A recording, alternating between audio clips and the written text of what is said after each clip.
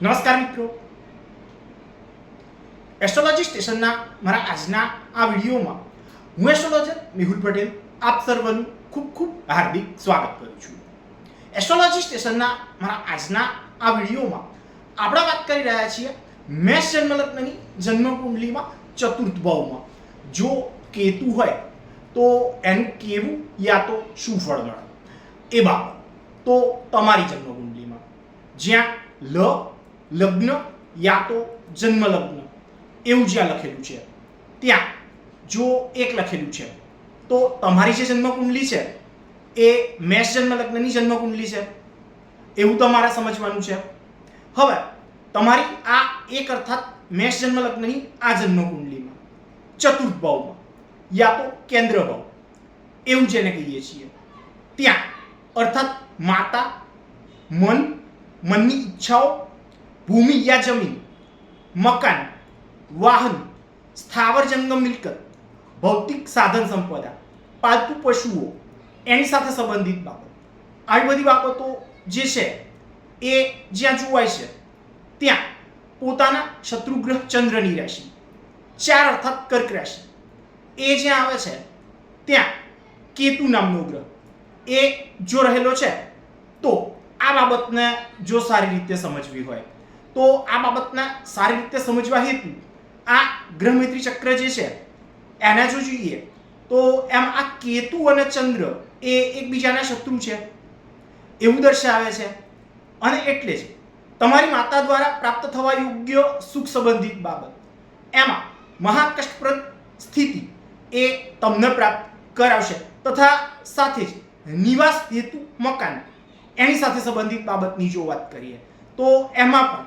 કષ્ટ કે દુવિધાયુક્ત અથવા સગવડની અધૂરપ યા ઉણપયુક્ત મકાન એ નિવાસ હેતુ તમને અપાવશે. તમારા ઘર પરિવારના સભ્યો સાથેના સંબંધોની બાબતમાં જો જોઈએ તો એમાં અશાંતિ,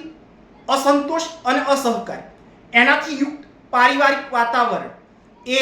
તમને પ્રાપ્ત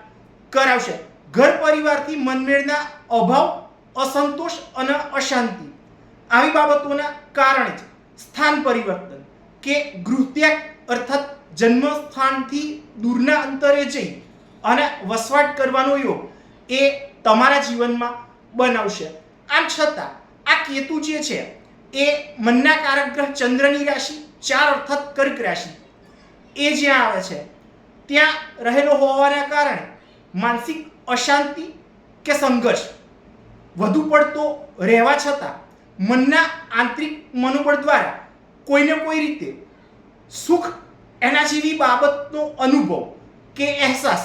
એ તમને કરાવશે. રહેઠાણિયા નિવાસ સ્થાન વારંવાર બદલવાની જરૂર પડે એવી સ્થિતિ એ તમારા જીવનમાં લાવશે. જીવનની શરૂઆતથી જ ઘણી બધી બાબતની મુશ્કેલીઓ વેઠી અને પછીથી જીવનના પાછલા તબક્કામાં સુખ જેવી બાબત એ તમને પ્રાપ્ત કરાવશે. આવું ભૃગુ સંહિતા નામના એમના ગ્રંથમાં ભૃગુ ઋષિએ વર્ણન કરેલું છે. તો મિત્રો, આ તો હતો મારો આજનો આ વિડીયો તમને કેવો લાગ્યો એ મને અવશ્યથી જ લખી અને જણાવજો તથા સાથે જ મારા આવા જ અન્ય માહિતીસભર વિડીયોને જોવા માટે મારી આ ચેનલને સબસ્ક્રાઇબ અવશ્યથી જ કરજો તથા વધુમાં વધુ સબસ્ક્રાઇબ પણ અવશ્યથી જ કરાવજો. નમસ્કાર.